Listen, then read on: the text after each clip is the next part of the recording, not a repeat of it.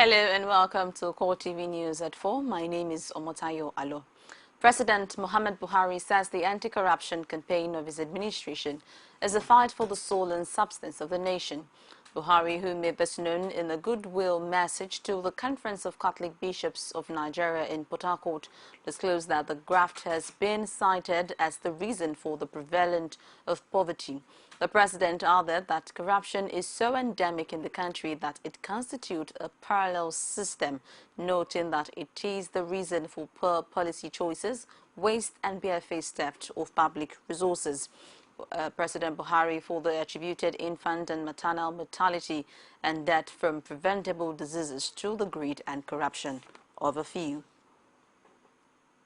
The Nigerian Army authorities say several Boko Haram terrorists have started surrendering to troops at the front line, and many more are indicating interest to surrender. Army spokesman Colonel Sani Usman said in a statement that new operational strategies, including sustained offensive, preemptive airstrikes and sealing of routes by ground troops, are yielding positive results.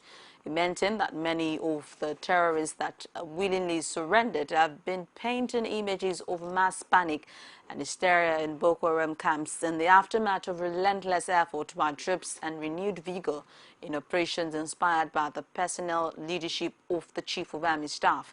Colonel Usman stated that the Army, in conjunction with the Nigerian Air Force and other security agencies, will continue to devise and implement effective strategies to bring Boko Haram terrorism to a speedy end. The Inspector General of Police, Solomon Arache, says he will ensure that roadblocks never return to Nigeria's police system, even after he leaves office. Addressing journalists on Sunday in Benin, Edo State, Arache said he would create a structure which would replace the old system of mantling roadblocks. The IGP disclosed his resolve to leave the force better than he met it, pointing out his determination to deal with courtism, improve police welfare, and ensure that the police gets rights, welfare, and public relations materials.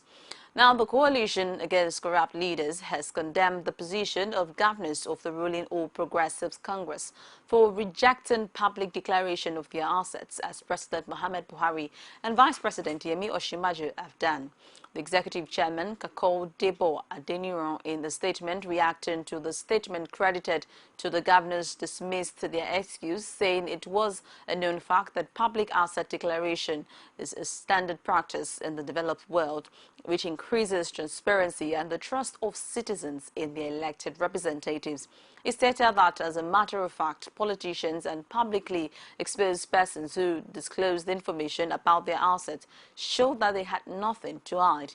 According to the Kakol, asset declaration is one of the many tools that can help curb the pervasive corruption ravaging the country.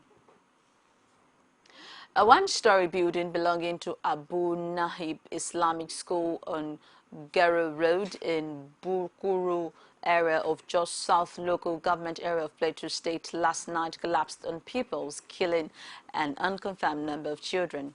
The National Emergency Management Agency, NEMA, disclosed that 4 persons died in the incident and 5 injured, but sources in the community said the death toll is higher and that the figure is likely to rise considering the degree of the injuries sustained by many of the pupils.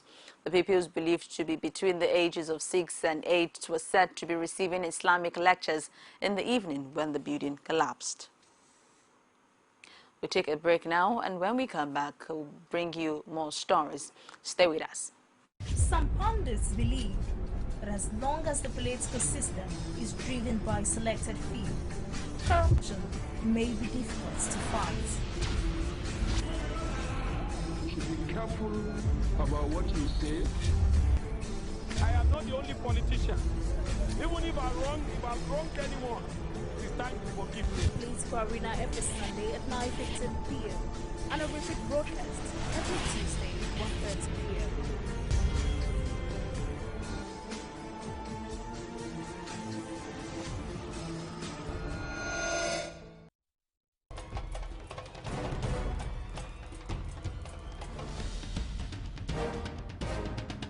This is what the people are saying. You don't run a big economy with generator. they need to do more in terms of energy and power. Many things to do for this Nigeria about lights, water, and new TT. For Nigerians that are not gullible, we know that good laws have done nothing good for this country. Buhari won the election convincingly. Talk to her husband that you should keep promise about what you said, and because people are watching you, you know, another election is coming. Also, some people will strong for Yoruba land, will be strong man, we don't die. This nation is moving forward. The best is going to take place. The people giving voice to the voiceless. Welcome, and if you're just joining us, it's CoreTV News at 4. For more of our news and information, visit our social media platform, facebook.com/CoreTV News, our Twitter handle, @CoreTV News NG. You could get more on our YouTube channel, youtube.com/CoreTV, Live Space and News. Plateau State Governor Simon Lalong has promised the people of the state that the perennial communal crisis that has bedeviled the state and made it a laughingstock in the eyes of the international community will soon be a thing of the past. Our Plateau State correspondent has details in this report presented from our studios. Perennial crisis in Plateau State that has defied all solutions has once again come into front burner, with stakeholders urging the state government to do more in addressing the situation. The violence has also escalated since the advent of the APC-led government in the state, with the Christian Association of Nigeria (CAN) Plateau branch recently given a figure of over 250 as those killed in the Riam and Barakin-Ladin local government areas within the past few days. The state governor Simon Lalong, however, advocated for understanding while stating that he has taken some major reconciliatory steps in bringing the warring parties to a roundtable for peaceful dialogue. You know that as part of the effort to ensure peace building, we set up that committee. We set up the committee, the joint committee between the Fulani and the Biros. Whether we like it or not, the conflict is between Fulani and the Biros. It's not Fulani alone. It is not Birom alone. They've told us that, yes, there's a conflict between them. There's a fight between them. The level of suspicion has risen quite dramatically since the fighting, which claimed several lives, just as youth of the state were at the State House of Assembly to vent their frustration at the intractable crisis. Most residents, however, look to the federal government for a solution, like it's been done in the northeast of the country. We started with the Fulanis, we understood them. The next one was that we put all of them together. That day, it was, yes, hot, very hot. But at the end of the day, suggestions were made that, yes, we had the opportunity to ventilate our anger. Now is the solution to the crisis. We want to find solution to the crisis. Not solution that will temporary, but that will last very long. So government now agreed. We agreed that, yes, since you've agreed, tell us the number of people that you want. And they gave 7. Picked 7 this side, 7 this side. They picked their 7. And to ensure neutrality, we agreed that government will provide the chairman, provide the secretary, and other coordinating unit is to listen to them. And because of that crisis, the committee was no longer sitting because all the sides were afraid to come to that meeting. But happily, in the last 2 weeks, they have resumed again. They are all back to the meeting. And at the time they were already meeting, they were already reaching some far-reaching conclusions that will assist government. Government cannot just go in without getting the report from that committee. The governor says the issue will continue to receive his utmost attention until it's resolved, while also blasting those he referred to as fifth columnists for the continued crisis, which he says may impede his ability to deliver on campaign promises. Plateau State local government newly sworn-in caretaker chairman have elected a new set of executives to run the affairs of the Association of Local Government of Nigeria in the state. Our Plateau State correspondent has more in this report presented from our studios.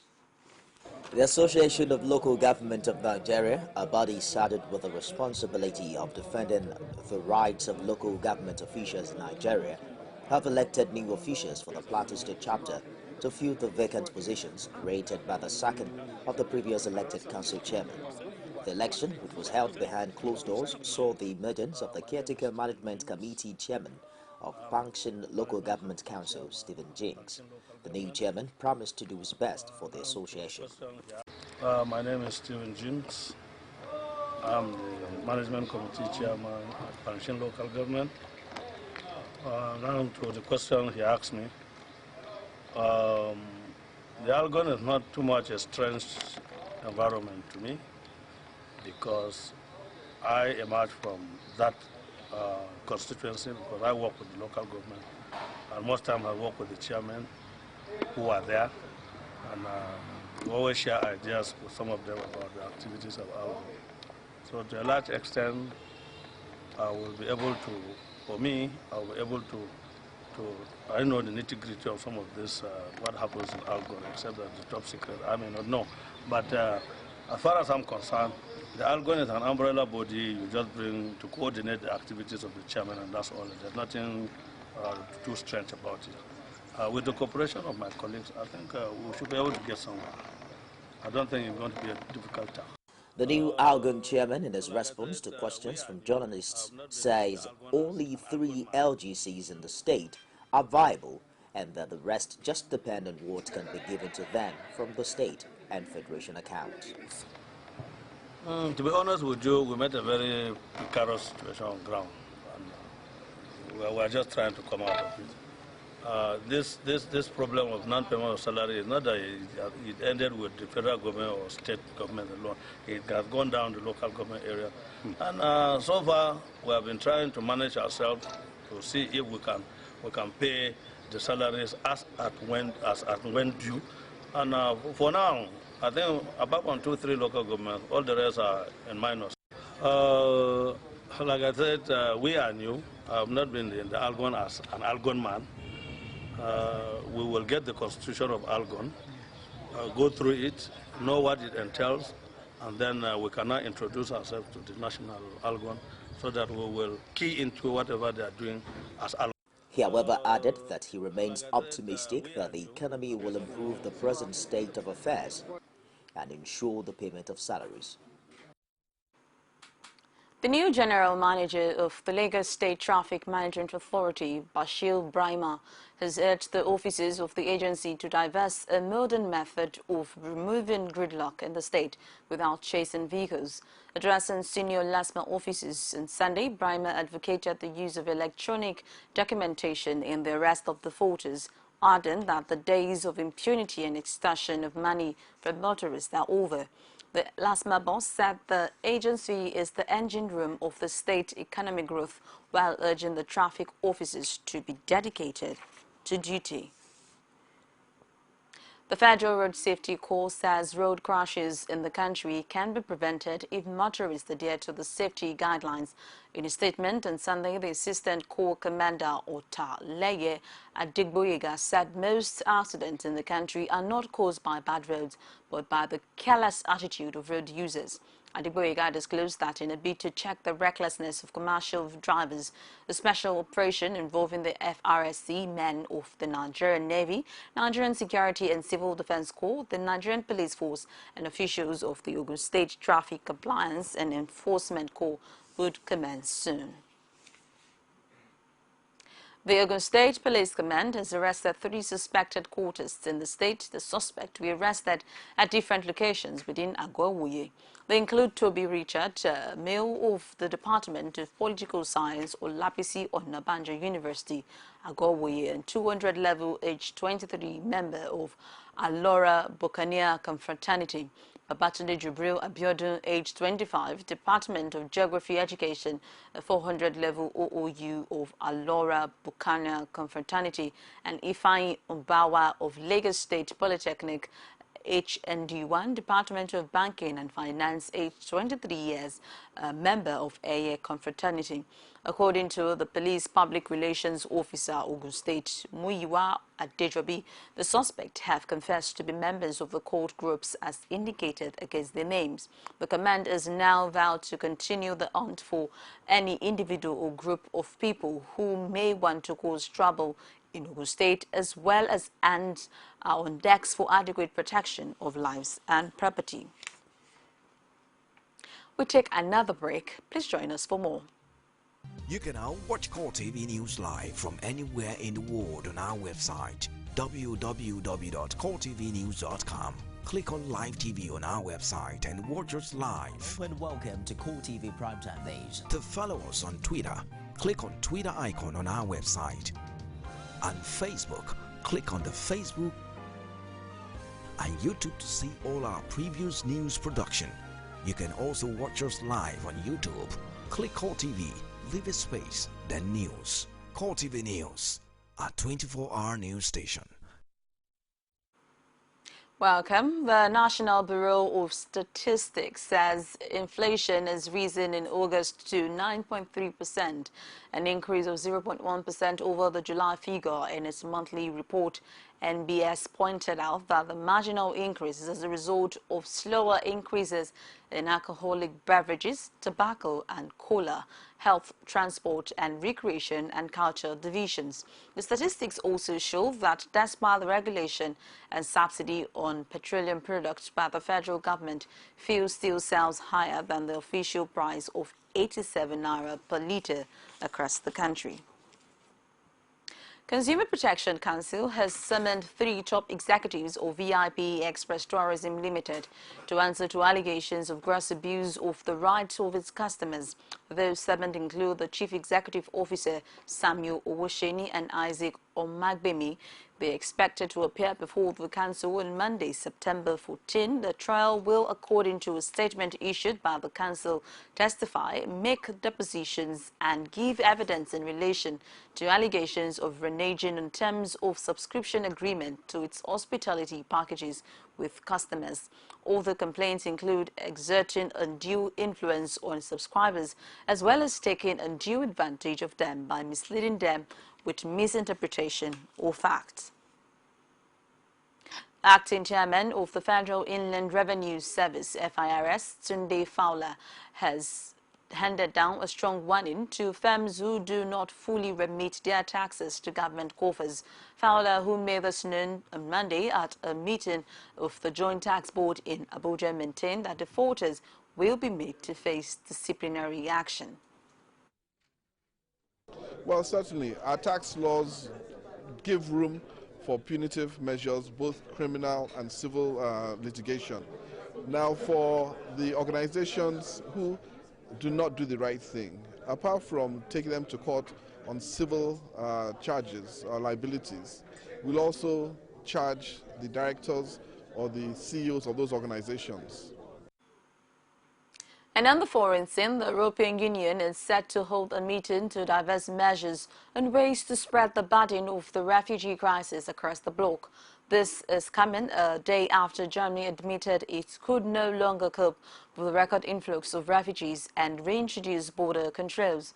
Germany's decision was announced on the eve of Monday's emergency talks in Brazil, where interior ministers are expected to debate the European Commission's plan to distribute 160,000 refugees around the continent. Despite an outpouring of public sympathy for the plight of the refugees, many of whom are from Syria, several Eastern European countries have already warned they will oppose any binding quotas on absorbing asylum seekers. Egyptian security forces have killed 12 people, including Mexican tourists, after mistakenly targeting their envoy while pursuing fighters in the country's western desert. In a statement, the Interior Ministry disclosed that the joint police and military operation while chasing terrorists in on Sunday in Water mistakenly targeted 4 pickup trucks carrying Mexican tourists. The Mexican Foreign Ministry confirmed this and also disclosed that the victims are still being identified, and foreign ministry personnel were working with the families of the victims. It further stated that the Mexican ambassador had visited 5 of the nationals being treated at the Dar Al-Ford Hospital in a western Cairo suburb. Taliban fighters have stormed the prison in the central Afghan city of Ghazni, killing police officers and releasing many prisoners. Deputy Provincial Governor Mohammed Ali Ahmadi disclosed that the Taliban insurgents dressed in the military uniforms stormed the prison around 2:30 a.m., detonated a car bomb in front of the gate, fired an RPG and then raided the prison. Ahmadi said at least 4 police guards were killed and 7 others injured, while only disclosing that 3 Taliban fighters were also killed in the early morning battle. The Interior Ministry said 355 of the prison's 436 inmates escaped, adding that most of them were charged with crimes against national security and other criminal offenses. And now to the world of sport. World number 1 Novak Djokovic beat Roger Federer in 4 dramatic sets to win his 2nd U.S. Open and 10th Grand Slam title. The Serb won 6-4, 5-7 and 6-4 and will end with 3 or 4 tennis majors. Djokovic, 28, kept his nerve. And also, the victory now has 10 career and Grand Slams. Djokovic has won all 4 Grand Slam for the 2nd time in his career. Britain's Mo Farah has won the Great North Run for the 2nd year in a row in a thrilling finish ahead of Stanley Biwott of Kenya. Farah, 32, was made to work hard as Biwott ran up at the 2014 London Marathon led the race. The Olympic World 5,000 meters and 1,000 meter race, a trademark sprint finish to take the lead in the final 40 meters and won in 59 minutes 22 seconds. The fastest half marathon by a British athlete. On the other hand, Kenya's Mary Ketty retained the women's title she won in record time last year. 6-time Paralympic gold medalist David Wemmer claimed a record equaling 6th men's wheelchair crown, and fellow Briton Shelley Woods won her 7th wheelchair title after a main rival crashed close to the finish. And it's a wrap on CoreTV News at 4. Thank you so very much for staying with us. My name is Omatayo Alo.